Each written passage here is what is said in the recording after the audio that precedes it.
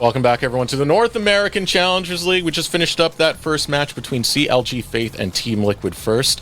I gotta say, I did like that interview coming out from Rovex, still keeping very positive about things and saying that things are at least still swinging forward and they feel like they're finding their rhythm. I gotta appreciate that. It's rough when you are having some of these roster changes.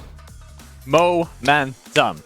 That's what you gotta going into playoffs, right? It doesn't matter if it's typically, like, we look at their schedule, easier opponents. You still want to make sure you're clean at your gameplay. You look strong at every moment. You get that momentum so you have the confidence going into playoffs.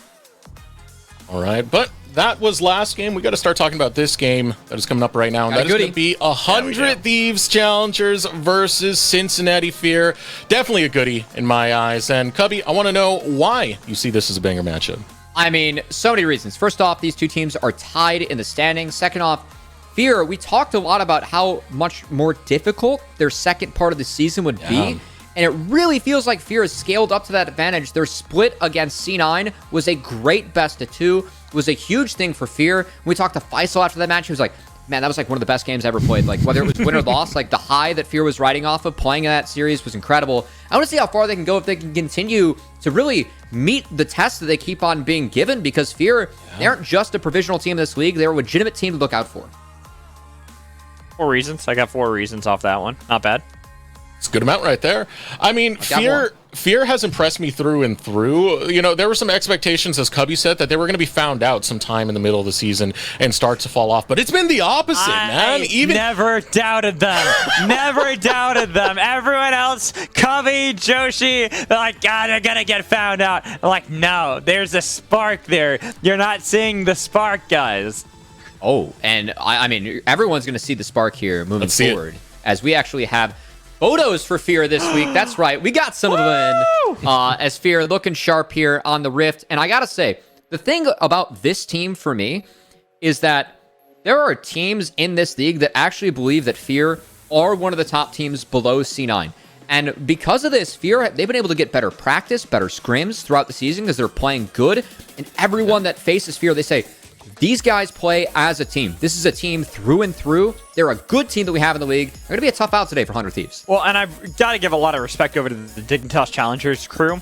They have a lot of faith in this team as well. They're very close with a lot of the players. Perry, having played for Dignitas Academy last split when they made it all the way to finals, that they were like, you talk to those Dignitas players and they go, no, Cincinnati Fear, this team is legit. This is a team that honestly needs to be talked about more as a top 4 team, maybe even top 3. And they're up against a pretty big challenge right here. This is going to be the continuation of the test for Cincinnati Fear, as 100 Thieves Challengers are a pretty talented team. I will not lie. 100 Thieves Challengers was my favorite roster coming into this split. I felt like they had a good mix of experience and new potential. It's been pretty good, but we've gone through high highs and low lows with this team. Sometimes we've seen that hubris kind of bite them back, but man, are they talented.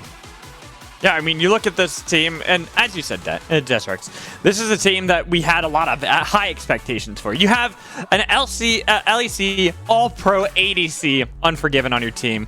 He's matched really well with Destiny. They have been a very powerful bot lane. Pretty, one of the highlight players, in my opinion, of Immortals Academy last year. Then these 2 young rookies that have impressed everyone in Sniper and Yukino. And on paper, that is a recipe for success. But the biggest problem is just the inexperience that you sometimes get when having a very young top side of the map that doesn't always correlate with the experienced players and what they want to look for. Now, for those of you new in the space, the last couple of splits, we had developmental powerhouses in both Evil Geniuses, Prodigies, and 100 Thieves Next, who kind of tore up the amateur scene back then. And we still have some history that's relevant here in a lot of these names, Cubby. I think it's so cool, the fact that we have, like, I don't want to say any, like, rivalry matches here, but some of the history between the players. And I know, like, we have some old tape, too. But Faisal versus Sniper, I mean, this is, you know, the EG top laner developmental versus Sniper, who, of course, was 15 last year, was able to play with Hunter Next. Now he's 16, able to play in Academy. He's the or Challengers, should say. He's the youngest player that we have. And it was a fun little rivalry that we had between these two players last year. And I think that, you know, Sniper for me has always been a very exciting prospect, and for good reason. He's earned it. But if I had to pick who was the better performer last year in terms of amateur top to bottom, I thought it was Faisal. And it's been Faisal. He's been the more consistent one this year as well. I mean, coming into the split, Cubby, you were the one who sold me on Faisal very early on, and I completely agree with you. Faisal's been performing completely out of his mind, getting a lot of these brutal solo kills against some of our top names within this space. Alex, I think this is a top contender here, and one that's going to be needed for this matchup against Sniper. I mean, I like how you say top contender because both players top lane. This is where we have a lot of our attention just because it's a very exciting story to tell with both players.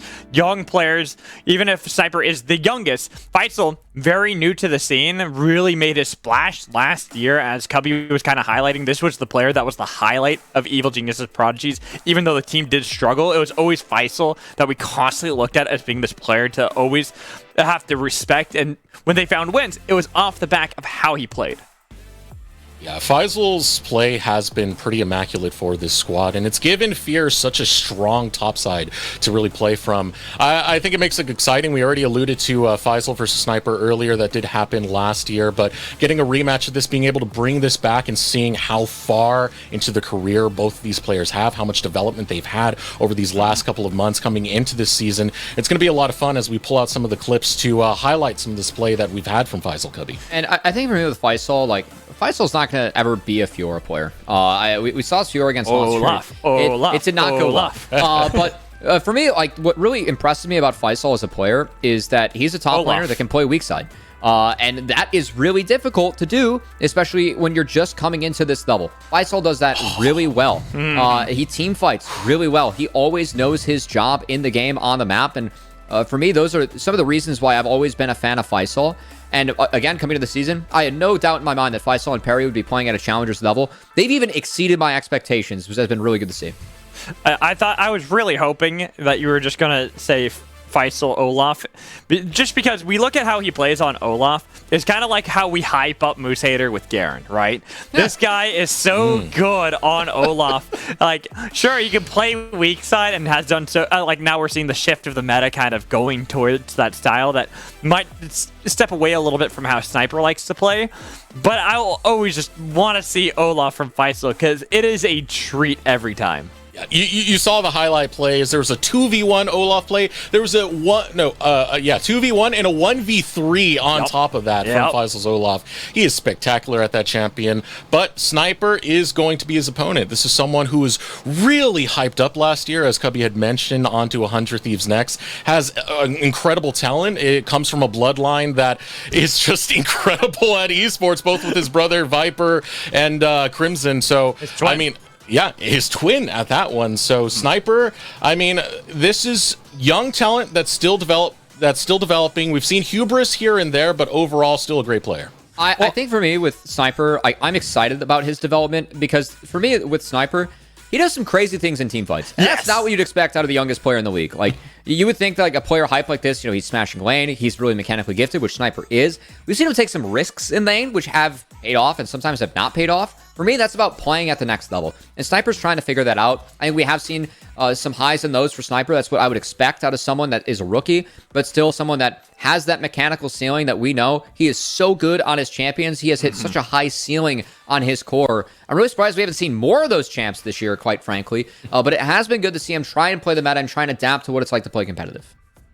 Last year, Sniper was very vocal about trying to improve and work on those weak spots. So we got to see that start to bump through for Sniper as we do get this head-to-head graphic, Sniper versus Faisal. We don't have a super heavyweight SmackDown this week, but if we did, this would definitely be it right here. But, for sure. No more talk. Let's actually get into the game now because I'm excited for this one. I want to see Faisal and Sniper fight it out over onto this top side. So, Magical Cubby, please take us away for game number 1 of 100 Thieves Challengers versus Cincinnati Fear.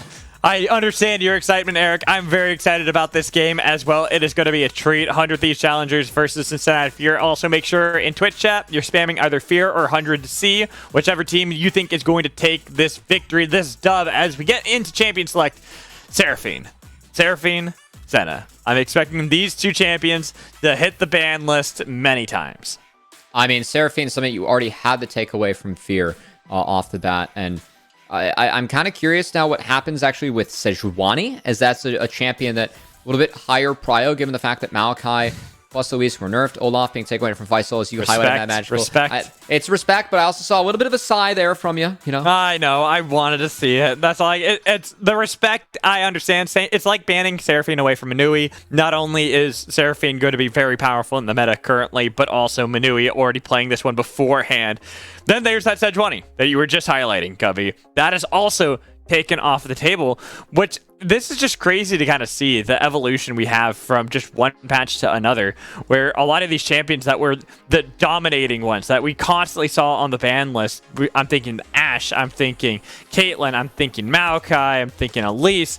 A lot of these no longer really seeing that much attention outside of the Ashe. Yeah, I was going to say, Ashe is still seeing all the attention in the world, and deservedly so. But Annie on the board, Annie did see a little bit of decreased power. But not that much. You can still hold her throughout draft. She has that flex. And now that Annie's on the board, we'll see if someone wants to go for Aurelion Sol. It is a matchup these players are comfortable playing into the Annie. It might be an option, but this is where I ask you who you think is more likely between Pretty and Shochi, because we've seen typically Pretty likes more of these control mage styles, while Shochi has branched out. The Tryndamere that he constantly busts out that catches a lot of people off guard, as well as Tristana.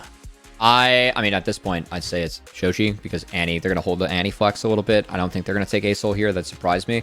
We will see, though, what happens with Zeri, as that has been Unforgiven's most played champion. Yeah, expect to see that here. And now there is an option. So they could match jungle. They could take Lulu and reveal that it is Annie mid, or they could do something else. I think I would want to see jungle to at least hold the Annie flex. I know that Lulu is very powerful with Zeri, but part of why you're drafting Annie is to have that flex. So getting rid of it now would be kind of weird. So I actually want to see a jungle pick up here for Yukino. No, I'm 100% with you. I think that that's the play you go for. Looking at what we've seen, a lot of Maokai still getting picked. Okay. Surprising to me that we still see the Maokai, actually. Because not just the nerfs that he got, but the demonic embrace cap as well. Yeah, Maokai got brought down in power quite a bit, which was necessary, given where Maokai was at. And I got to say, while we're talking about junglers here, as we see if Fear takes the Rakan or maybe takes an Aurelion Sol, again, kind of be with Rakan.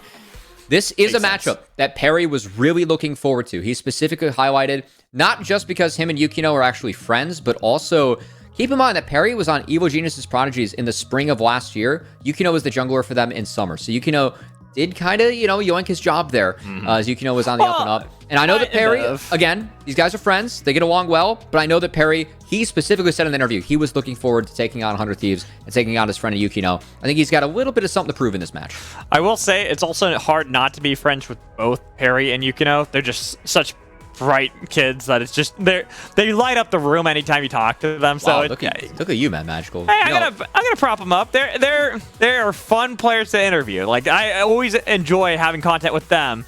But enough of me gushing over that, because I want to talk about Aurelion Sol getting banned and how my heart's broken. I mean, this guy was earlier just talking about how he was spending time with a significant other. Now he's talking about how people light up the rooms. It's no wonder these things add up here, Mad Magical.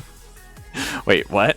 I'm confused. I'm just saying that you're a very nice person and handing out good compliments to our junglers. I don't compliment me. I don't need compliments. I don't deal with that well. I can tell. I don't deserve compliments, please. All right. Well, we have Jace taken off the table. There's a lot of magic damage is already showing for 100 Thieves, and also that Lulu that we highlighted. Aurelion Sol. And then other matchups really good on Annie is actually Victor. So we'll see if Victor is actually going to be taken away off the board here. That has been the most common LCK answer.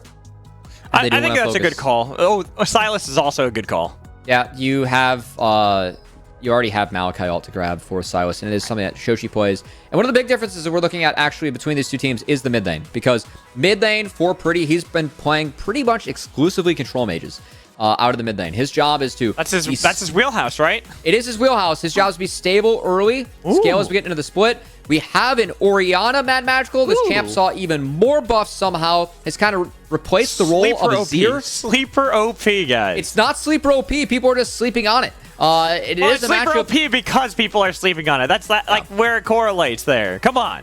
Well, I really like the Orianna this game because you can combo really well with both Wukong and Rakan. So we're going to look for some big starts to team fights here for Cincinnati Fear. It will be the Talia. This is Pretty's one of his best champions. He's so good at impacting the map. I'd argue his best champion.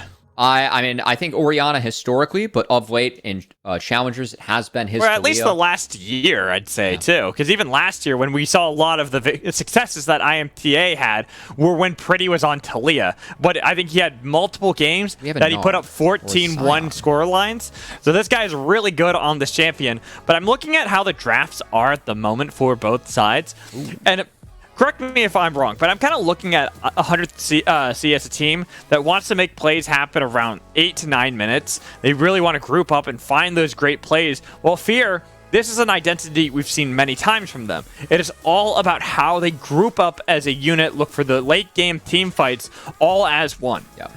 I mean, I will say that Fear, I think their strats have actually been pretty flexible. Because, like, when I think of them, They're flexible, but this is like kind of their go-to. This is not, this one's not flexible, right? This is going to be all about getting Sion in there as the front line and making sure that you have the double threat comp in the Orianna plus the Xayah.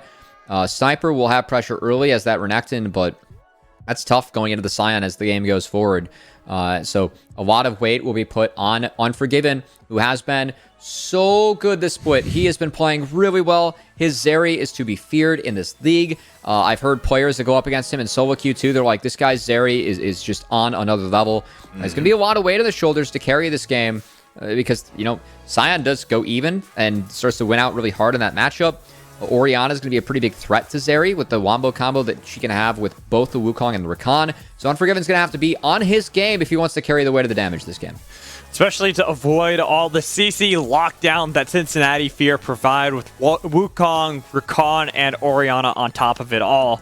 This is definitely going to be that skill matchup. We look at how Unforgiven will pilot these fights and then bringing back the conversation to the top side of the map. Faisal on weak side, playing Sion up against Sniper on a Renekton that wants to play aggressive early into the game, which, it's funny, you made a point about how these two players have been so far in lane, where it's usually Sniper the one who's making these risky plays but looking really good in lane, but Faisal is the one typically with the advantage at 15.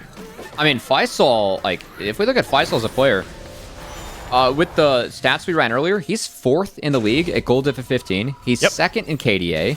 He's actually 4th in DPM as well. He's been legitimately a top 5 top laner in the league, like from a provisional team. I think it speaks so much to what Faisal was like as a player. Again, I really didn't, like, this doesn't surprise me, given the play that I saw from Faisal last year. But really good to see Faisal continue with that. Sniper, he's actually in the lower half for most ranks, except for solo kills, which I think says a lot about how Sniper plays. Because he definitely is going to take risks. He knows he can win 1v1s, and I'm fine with that. Like, he's a player that has a high ceiling, very talented mechanically. He's going to live and learn. And I think that the fact that 100 Thieves are letting him do that's good. This is where I wonder where Yukino is going to look for a play initially, especially playing the Maokai again, something that we thought we'd seen the last of with the sizable nerfs that he had gotten. But you still want to look for these early plays as Maokai. Would you rather have them play around Sniper, try to get this Renekton ahead in the only advantages he'll have, which is like 1 through 4?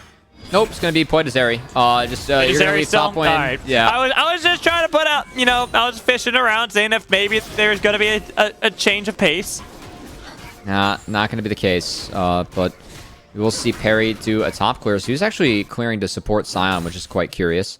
This will open up a window for Maokai to maybe get involved in the bot lane. Gives him a lot of room, but he was spotted out by that ward. Ooh. Thank you, observers, for that one. Hold on. I like that. Yukino's doing my favorite clear man magical.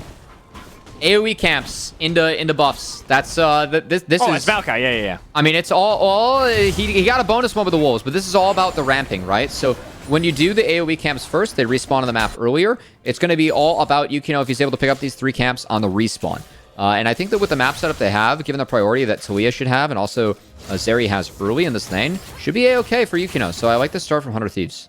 This is kind of why I want to bring back how I was calling out, like, calling the shots, right? Looking for plays around 8 to 9 minutes out of 100C. And right now, they are on pretty good pace, you know, scaling it up a little bit, getting those buffs now for Yukino as he should even look for a play aggressively into Perry. I know top lane, we're looking at a potential skirmish between the two, but I'm looking more towards these two. Yeah, Yukino does have that red. Drop the sapling, and we'll see. Yeah, you can see on the minimap that blue buff was there and then goes down, so he should know that Perry's here. He's going to take away the blast cone as well. Didn't spot him. It'd be really annoying for the Wukong. as he knows that he has his bot lane behind him. And Perry's going to try and kite this out. But he's actually a little bit scared now as Destiny is not showing. Doesn't want to go down. So it will be Same with Unforgiven, also posturing. Yeah. He was posturing like he could join up any moment with his dive. There's going to be a delay on the clear for Perry. He's going to actually retreat to the Wolves, and we'll see if it's going to be a double crab for Maokai, as Yukino could cross here and still has priority top and mid if he wants to take both crabs. Looking towards the mid lane. Ooh, Pretty got very low there, but it was all a bait. Shochi, he thought he had the play. He's walking away, but the red buff burn with minions helping out for first blood. Well done by Pretty. I mean, that was all baited by Pretty. It was. Yeah, Shochi, maybe if he flashes away from Maokai, things go better, but he was so not going to be the case. Shochi has to TP back, and it will be the double crab. Better. He should have flashed forward to just utilize one more auto attack with Clockwork Windup. Yeah, Pretty had flash, though, so could have reacted through the CC. Hey, Pretty for... you're going to die anyways. Flash for flash. Take it. Maybe let's take a second look as Pretty hitting the slow here is pretty much what opens this up. Yeah. Maybe he gets it. He would have traded. No, he threw out an auto as Pretty flashed away, so it would have taken time to get the next auto attack up. Fair, I don't think he would have had it. I'm just looking for silver linings there. One of the blood. Yeah, we're gonna show that the minion got it. Way to go, Caster Minion. Caster Minions and red buff, right? Combination. So. Lethal duo. All good. But good start for 100 Thieves. As Yukino, at first clear, very successful. It was a very good play, too, looking at Yukino and Pretty, because Yukino, he knew there was a ward placed down by Shochi in lane, so he hung around the other outside of that vision, waiting for that perfect moment where he's like, okay, I can flash forward and easily pick up the skill, because as Maokai, right, if you flash away from him once Twisted advances there, you're going to follow up wherever he goes. They're getting that kill. Even if I would have liked to have seen it on Pretty, you're still making sure that you're looking for these early plays out of 100C. So you make it that much more difficult when Cincinnati Fear want to group up as a complete unit that they're going to have to fight uphill. Well, at the moment, Faisal did burn TP. Is going to pull the TP as Sniper here. Yeah, TP for TP. Yeah, as Sniper.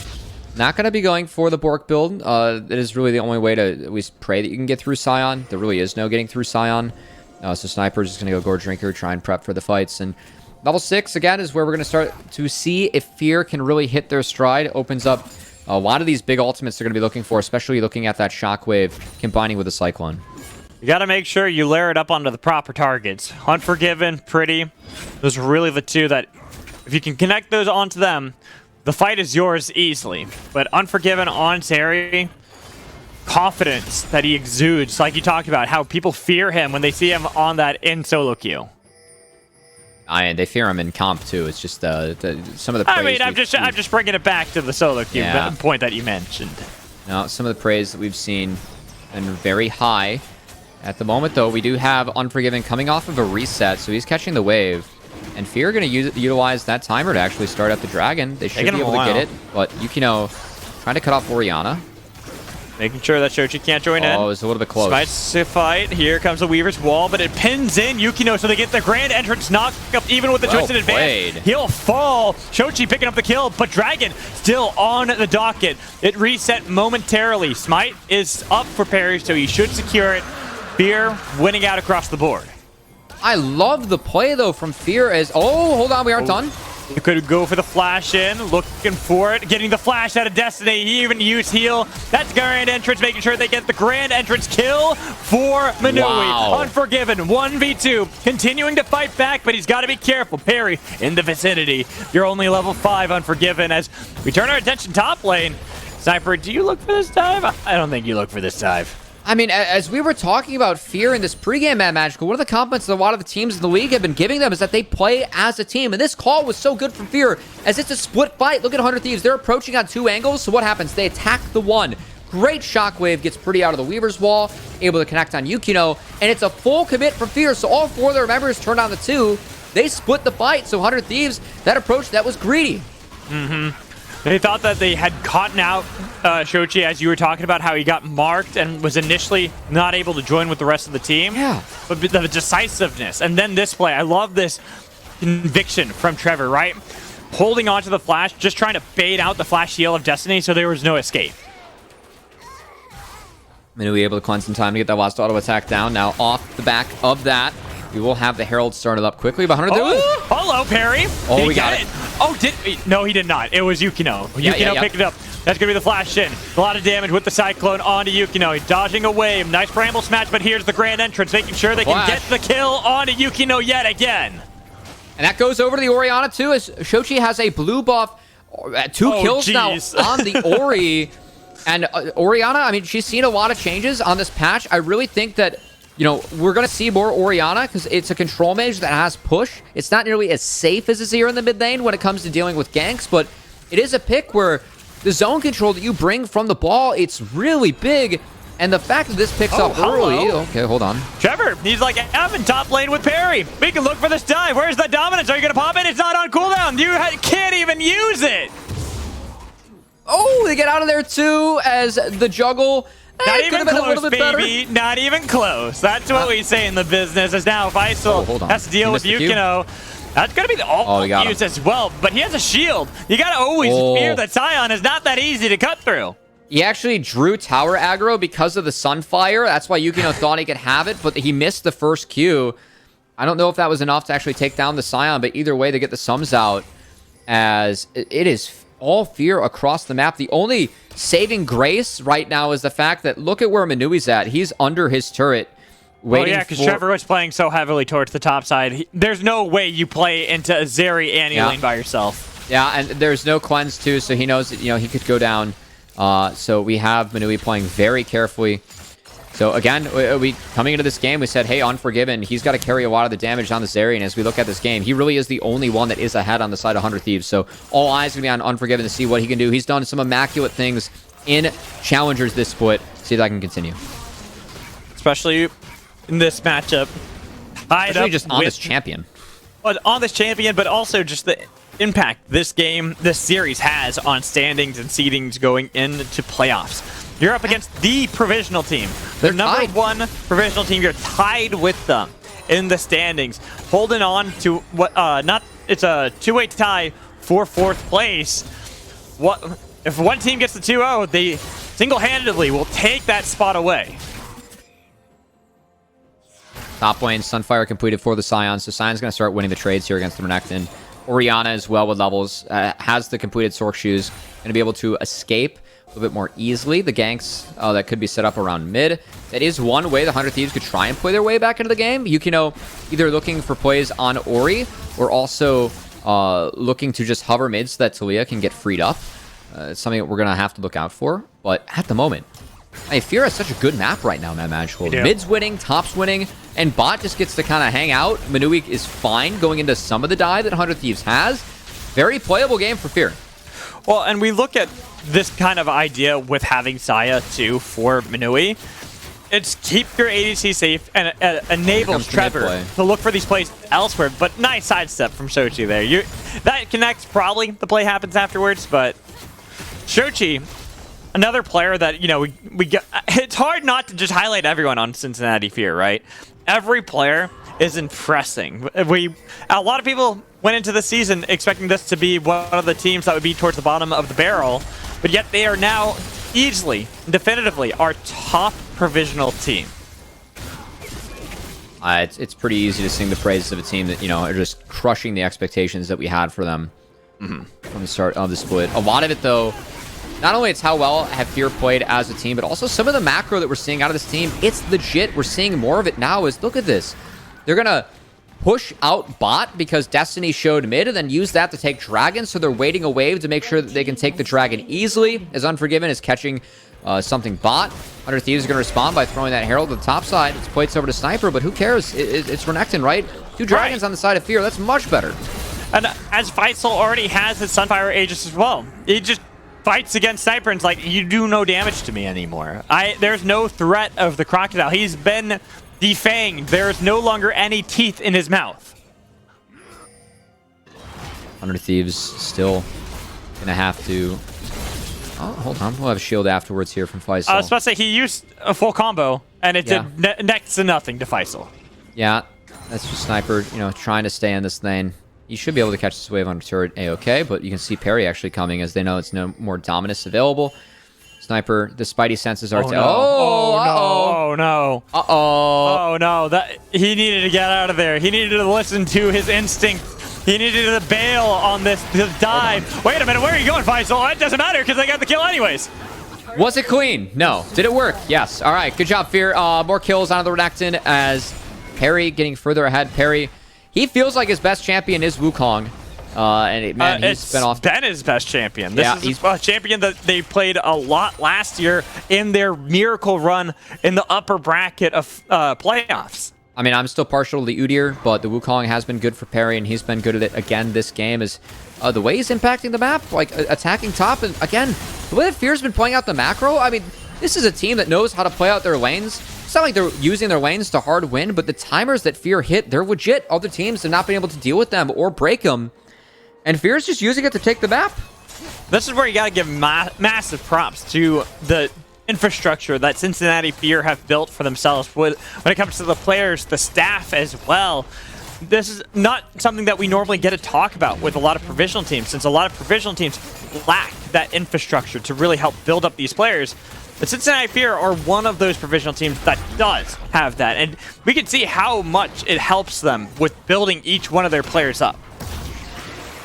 I mean, look no further than Manui, who and the improvement that Manui's gone through from last year to this year. It feels like I'm watching a different player, and that's a lot of props go obviously to Manui first, but also Fear, Trevor, and for how much better Manui's gotten as he's gone from being an AD that I thought would be bottom of the league to being an AD that's actually been very competitive in this league. Even staying competitive with Unforgiven right now, that's no easy task.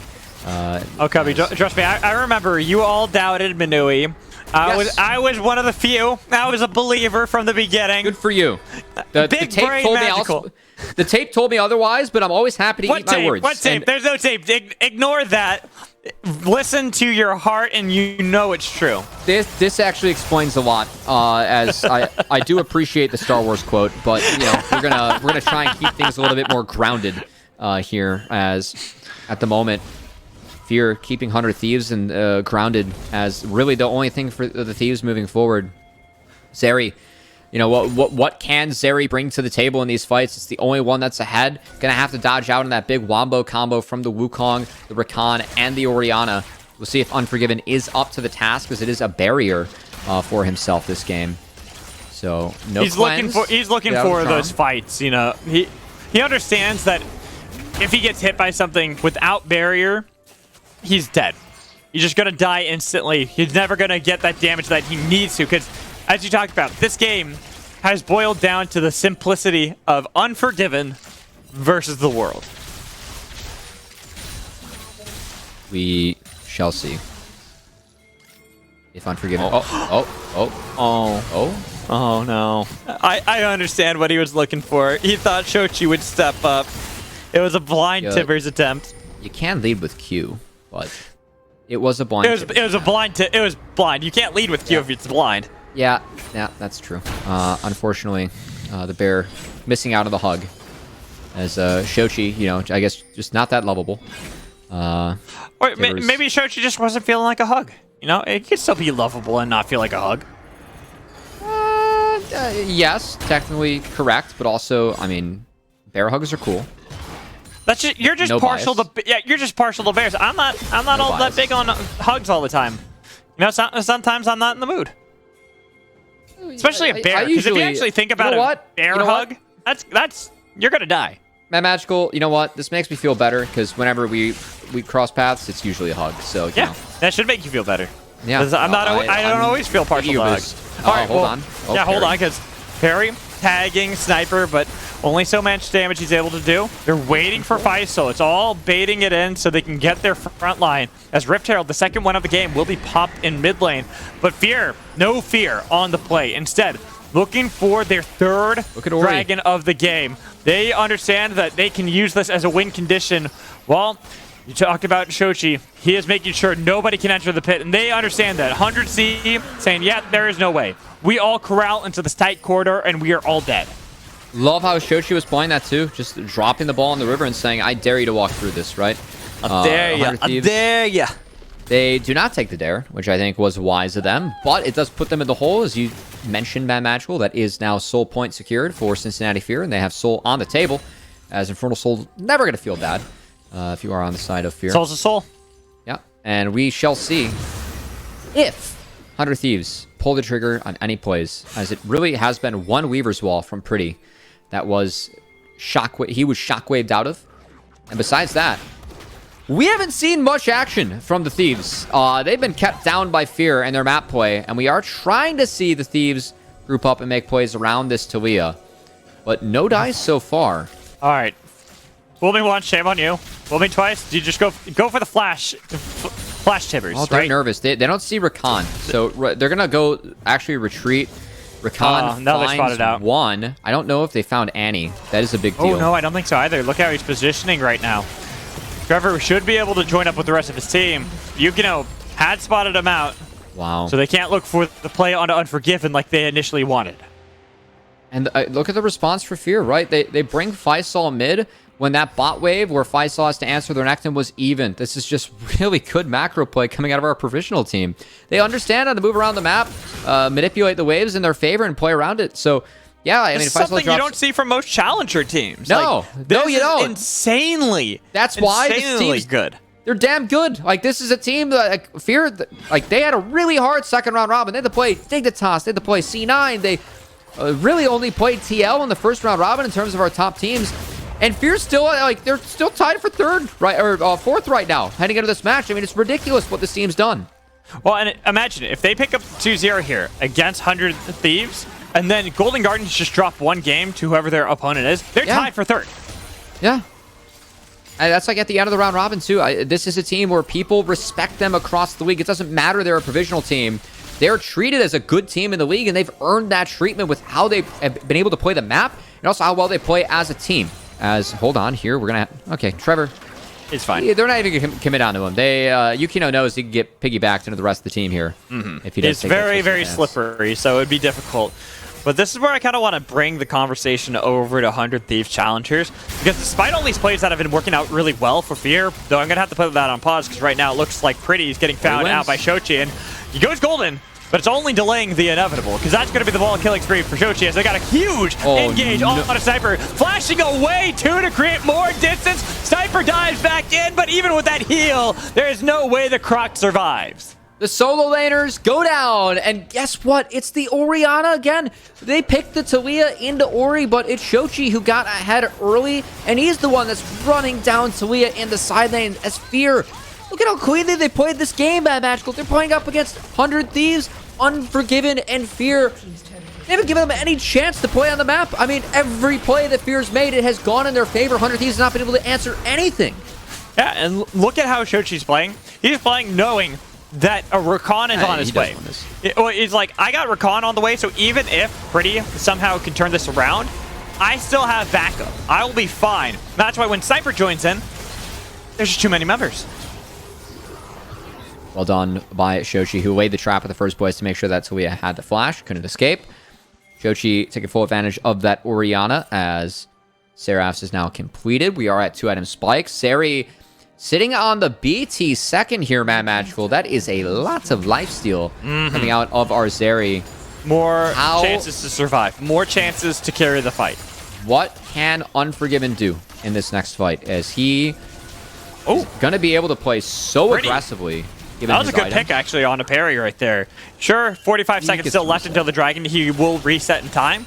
But it does give a little bit of breathing room to 100 Thieves. And something I was trying to mention before is everything's been going Fear's way, yet it's not like they have that large of a lead over 100 Thieves. Plus, Unforgiven hasn't been a part of anything. He's just been chilling, farming up the game, like you called out, has that Bloodthirster completed as well. Even more of a likelihood that he can survive to carry. I mean, another over 10 CS a minute game for Unforgiven. That's absolutely no surprise, as this guy has just been farming up like a mad bad. But hello, Perry. What is the surprise right now? Yeah, you called it, Perry on the flank. So Faisal, his job is to block. Oh, he didn't get spotted. He dodged away from everything. They have no idea.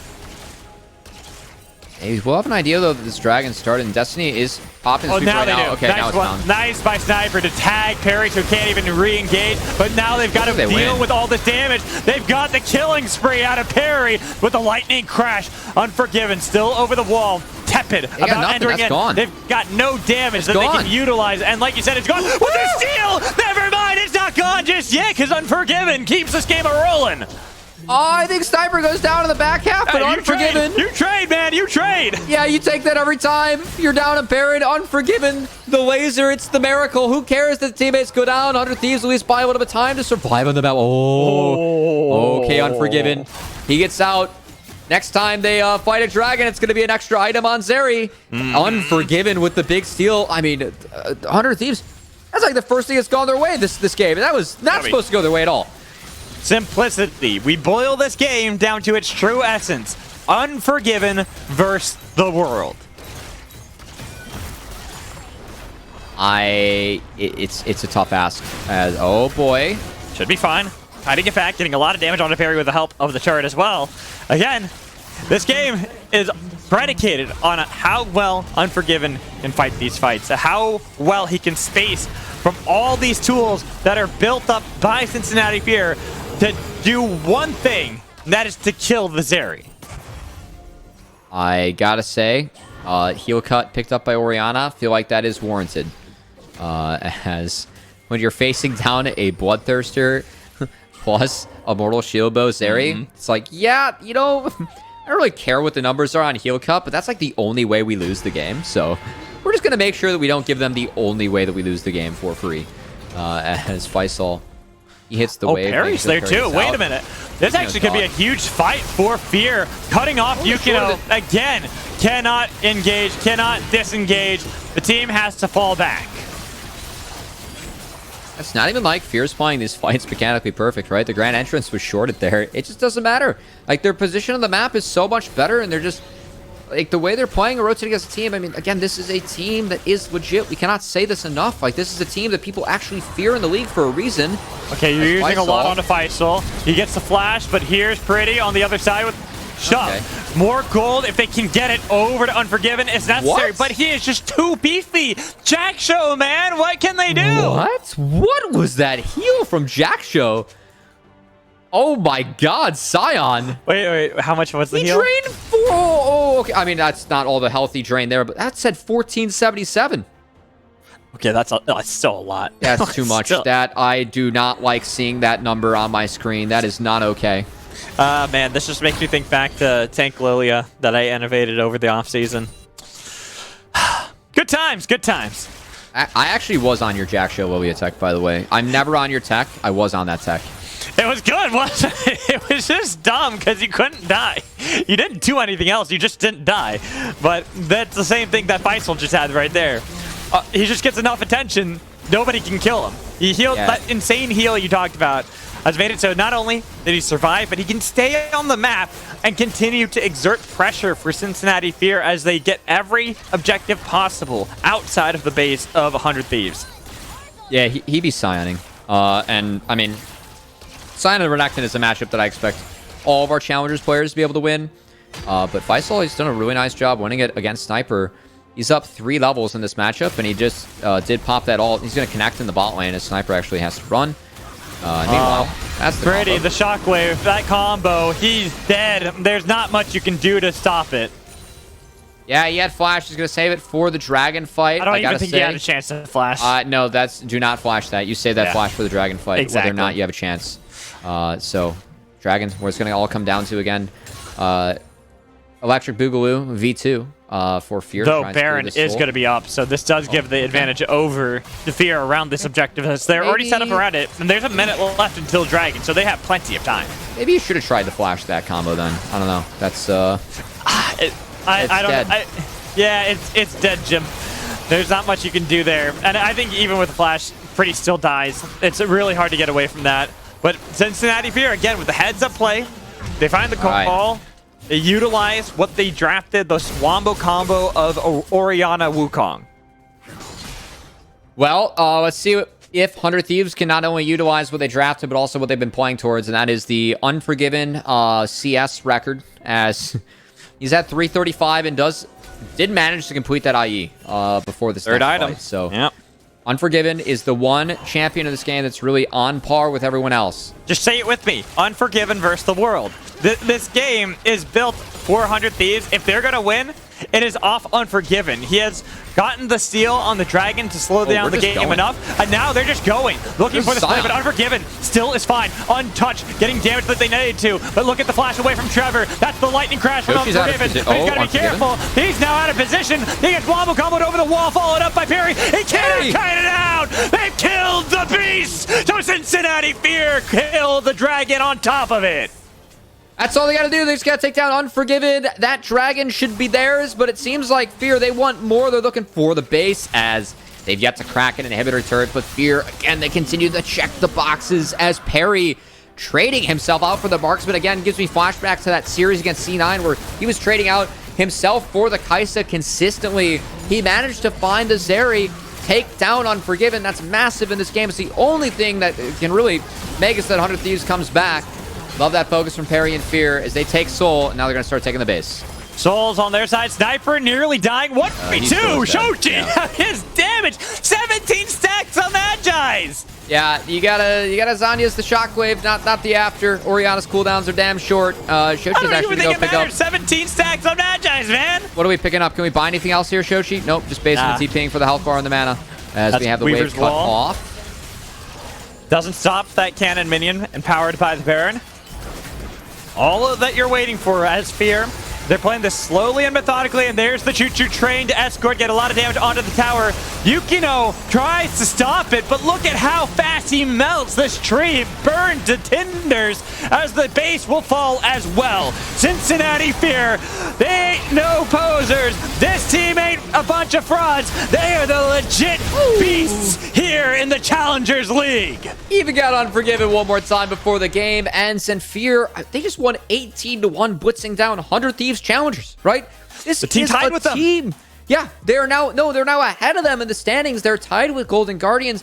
This is a real team. This is a team to fear, a team to look out for in the league. Cincinnati Fear, every challenge they've had, especially in the second half of the season where their schedule was harder, they have met it and beaten it with flying colors. And I just cannot wait to see where this team can go and if they can put together another game like that against 100 Thieves Challengers again. They were laughing at everyone, saying that they had this hard schedule. They were going to get exposed because they're the ones exposing all the frauds as they are looking like the best team that we have in the league. Just right behind C9C and Dig C as well. Golden Guardian Challengers doing a great job as of late. But for now, we're going to toss to a break. When we come back, we'll bring back Deserex for our halftime show. So make sure you stay tuned.